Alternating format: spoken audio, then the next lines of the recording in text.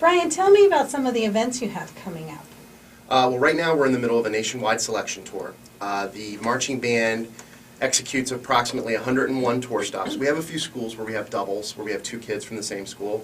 So out of the 125 possible band member stops, we actually have 101 this year, which is great. It's the highest number we've had. This is our 4th year in existence. The football team adds another 85 tour stops.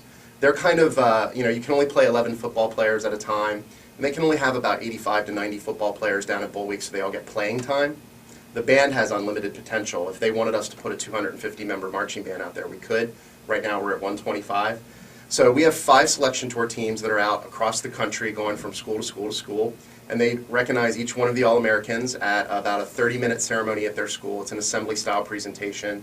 There's local Army reps, there's some reps from some of our other sponsors, there's reps from the state-level music educator associations, and Morgan's tour stop was just this past Friday at her school. Great. How did that go, Morgan? It was awesome. That's all I have to say. They didn't have the whole school, which I kind of liked because I got a little nervous when I saw just the whole band there. The whole band came down during 3rd period. I got to go down. I met with some people that were running it. Then there's also Army representatives there, and we all said hi. And, we kind of went over what to do, and then the whole band came in, and my principal was there. She made a speech, and then after I got officially recognized for being in the All-American Marching Band, I got to make my own little speech, which was cool. I've never done that before. I was a little nervous, but that was fun. And then at the end, my band director, he let us go into the band room and just play music and have a little party. Great. Yeah, every event can be a little bit different. We run the full gamut of full school assemblies, where we'll have 1,700 to 2,000 people in the gym. We have smaller band classroom presentations with the marching band. Some of the football players just do a press conference style presentation, so it really runs the full gambit. But you can imagine the difficulties in trying to execute about 185 of these across the country. The schools don't get to pick the date. We pick the date based on how the tour works.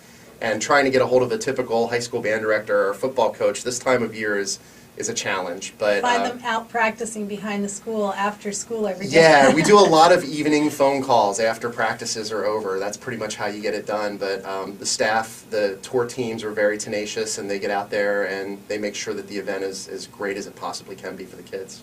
We're speaking today on Contours to Brian Prato and Morgan Carter about the U.S. Army All-American Marching Band and the tour that they are in the midst of, and the process of picking the students that are in the band.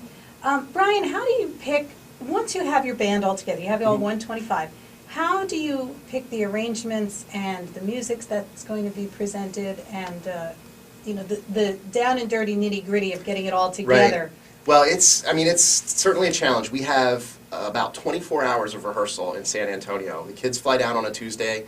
We have a short rehearsal that night, and then we have Wednesday, Thursday, Friday to get everything on the field.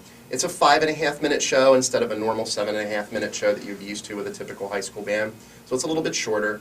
We have a great instructional staff. Our lead band director is Dr. Nola Jones from the University of Tennessee at Martin, and she really coordinates an all-star staff of people from very high-end high school and college band programs that come down and teach with us during the week.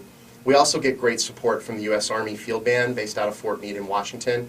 They bring a staff down that works with the kids in a master class setting during the week, so they're learning more than just the show. And they also provide some opportunities that are available to kids. If you go to college for 4 years and you get a 4-year performing degree in trumpet and you find work to be difficult, the Army is the #1 employer of professional musicians in the world. They pay more people to play professionally than any other organization. And so those opportunities are tremendous for kids with performance degrees to get paid to play every day. And those guys love it. They have one of the greatest gigs I've ever seen.